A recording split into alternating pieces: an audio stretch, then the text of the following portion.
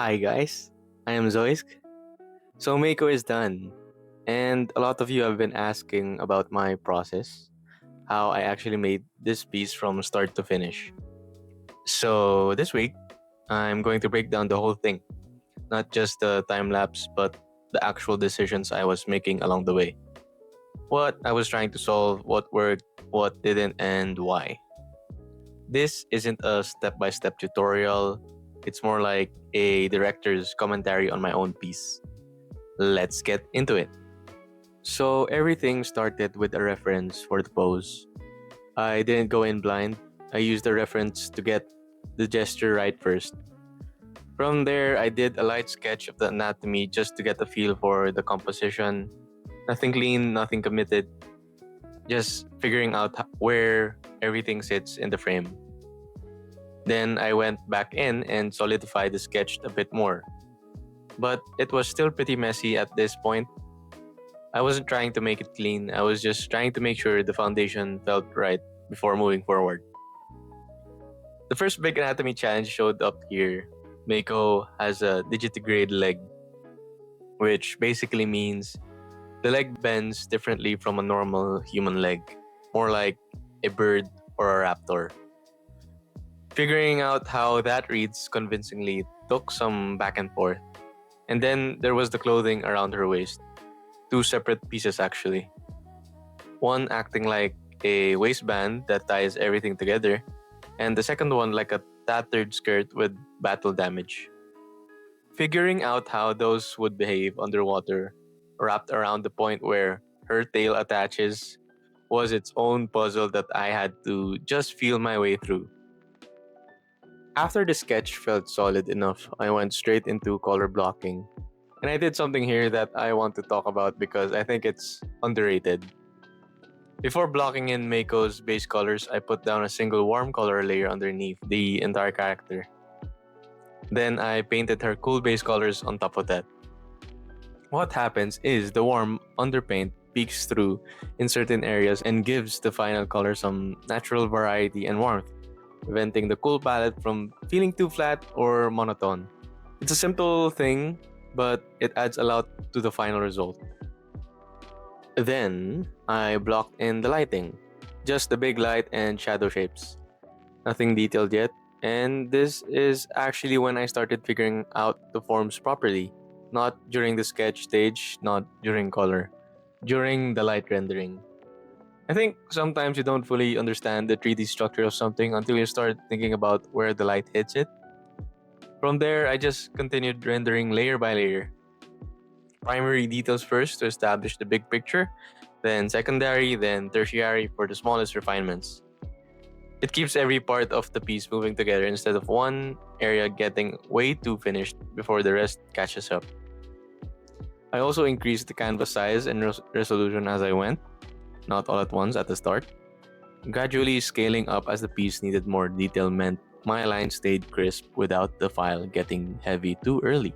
One of the most important mindset shifts I applied to this piece was not putting the same amount of effort on every part of the drawing.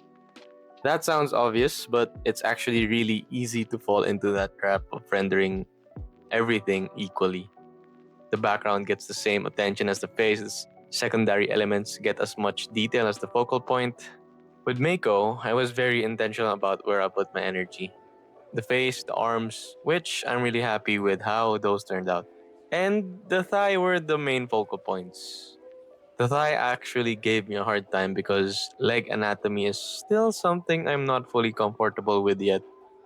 So that area needed more attention and reworking than I expected.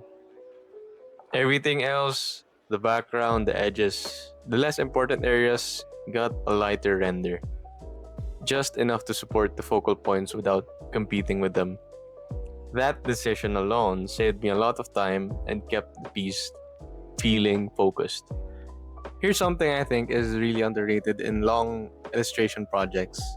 You need moments in your process where you hype yourself up, where you add something that makes you go, okay, this actually looks really cool, and reminds you why you're doing it.